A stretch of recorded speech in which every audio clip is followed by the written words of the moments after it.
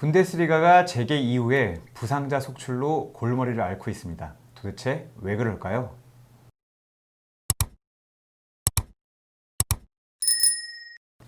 선생님, 저희가 한번 다뤘는데 분데스리가가 드디어 재개막을 했습니다. 근데 5주간 준비 기간 동안에도 부상이 엄청 많이 당했고 시작한 다음에도 첫 주에만 부상자가 12명 나왔어요. 그 분데스리가 1부에서 12건이 발생을 했고 그다음에 2부에서 2건이 발생한 것으로 그렇게 기사에 난 것을 봤습니다. 첫 주만 했을 때도 12건이면 부상이 상당히 많았다고 볼 수 있는 거죠? 그렇죠. 이제 5주 준비 기간 동안 약 한 29건 정도가 네. 발생을 했는데 그 중에서 이제 18건에 해당하는 부상이 근육 부상이었죠. 전체로 보면 한 62% 되는 부상이 근육 부상이었다 이렇게 이야기할 수가 있습니다. 오래 쉬었고 준비를 빨리빨리 하려다가 보니까 근육에 가장 무리가 갔다라고 봐도 좀 무방한 건가요? 그렇죠. 이제 준비 선수들의 어떤 몸 상태가 근육 상태가 축구 전문 운동을 훈련을 소화할 수 없을 정도로 굉장히 좋지 않은 상황에서 이제 그 재개를 위한 공식 훈련을 이제 시작을 했다 이렇게 생각을 하면 되는 것이죠. 그러다 보니까 이변들이 막 나오고 있어요. 제가 봤을 땐 저 부상이나 준비 과정하고 좀 뗄래야 뗄 수 없는 관계가 있는 것 같은데 당연히 그런 부분이 있겠죠? 맞습니다. 우리가 이제 피파에서 경기 수가 늘어날 걸 대비해 가지고 팀당 교체를 5명까지 늘렸는데 실제로 이제 첫 번째 경기에서 5명을 교체한 팀이 무려 10팀이나 됐습니다. 10팀이 됐고 그다음에 5팀은 한 4명 정도를 교체를 했고 그다음에 3개 팀에서 이제 3명 교체를 했는데 그랬는데도 불구하고 부상자가 한 라운드를 진행했는데 12명이 나왔다는 거는 조금 이제 이 그냥 룰만 변경을 해가지고는 부상을 막을 수 없지 않나 이런 생각이 드는 거죠. 그래서 이게 분데스리가의 문제인데도 앞으로 재개를 앞두고 있는 리그가 많기 때문에 타국 언론에서도 이걸 좀 관심 있게 다뤘어요. 마르카가 게임 수가 많아지는 앞으로도 더 문제가 생길 것이다 라고 좀 걱정을 했는데 저런 게 정말 올 거라고 보십니까? 네, 이제 한 경기를 했는데 그 첫 경기에서 이 정도가 나왔고 그다음에 뭐 피파에서 변경한 대로 그다음에 교체도 충분히 했는데도 불구하고 이렇게 나왔기 때문에 앞으로 다음 라운드인가요? 일주일에 이제 한 3경기가 있는 주중 경기가 포함되는 주가 되면 어느 정도 부상이 나올지 이제 초미의 관심사가 되는 것이죠. 그러면 어쨌든 간에 준비 기간도 워낙 짧았고 경기가 빡빡하다 보니까 더 부상이 나올 거라는 예상이 나오고 있는데 근거가 있는 연구가 있는 건가요? 아니면은 그냥 뭐 경험으로서 생각하시는 건가요? 당연히 이제 근거가 있습니다.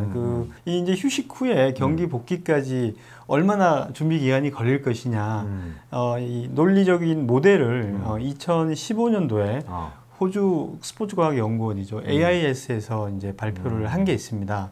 거기에 따르면 이제 분데스리가 경우에는 자가격리를 한 8에서 9주 정도 이제 시행을 했고 그때 했던 개인 훈련의 훈련 부하는 이제 훈련 강도와 시간 개념이 포함된 그 훈련 부하가 약 60% 정도라고 네. 가정을 할 때 약 한 13주 정도의 어떤 그 준비 기간이 필요하다. 이런 이론적인 모델로 이야기를 해줄 수가 있습니다.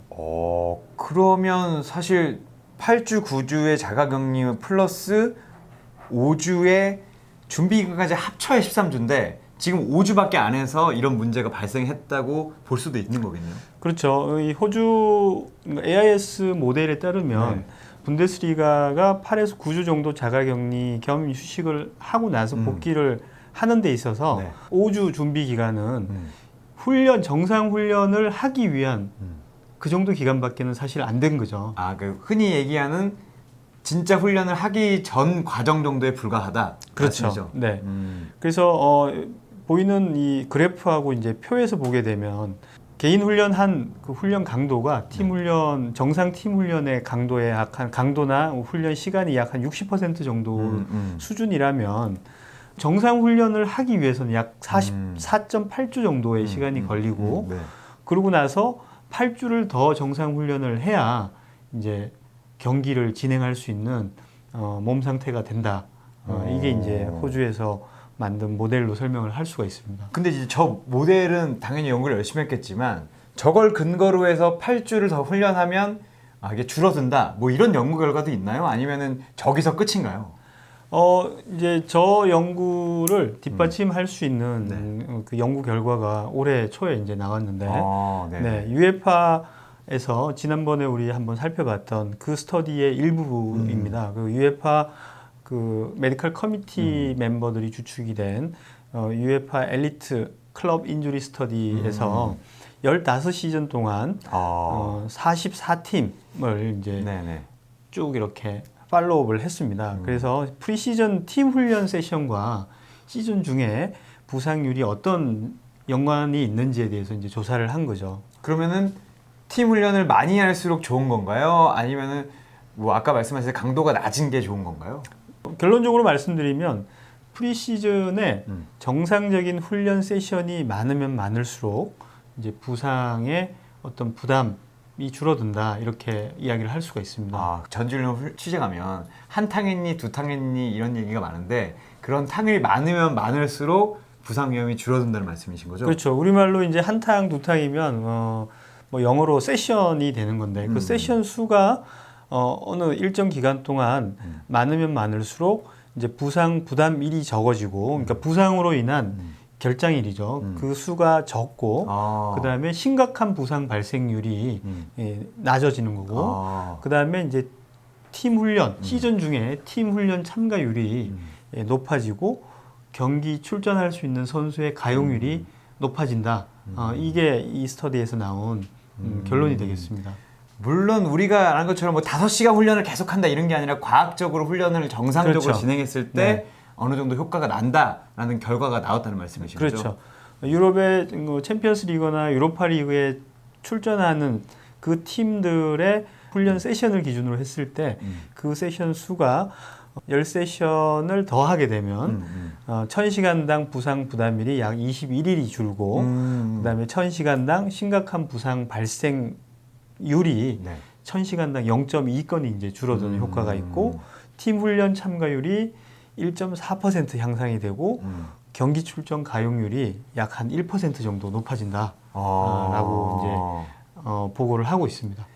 저게 숫자가 작은 것 같지만 저게 팀에 대입했을 때는 상당한 효과가 나온다고 볼 수 있겠네요. 그렇죠. 보통 이제 뭐 이 스터디에서 1000시간당 전체 부상 발생률이 7번 정도가 되는 거니까 뭐 0.2건을 줄인다라고 하는 건 굉장히 큰 의미가 있죠. 그리고 심각한 부상 발생률을 줄여줄 수 있다. 이런 것들은 굉장히 의미가 있는 것이죠. 우리가 살펴본 두 개의 연구 결과에 따르면 분데스리가가 5주밖에 훈련을 안 한 것은 당연히 부상이 많이 나올 수밖에 없겠다. 이렇게 볼 수 있겠네요.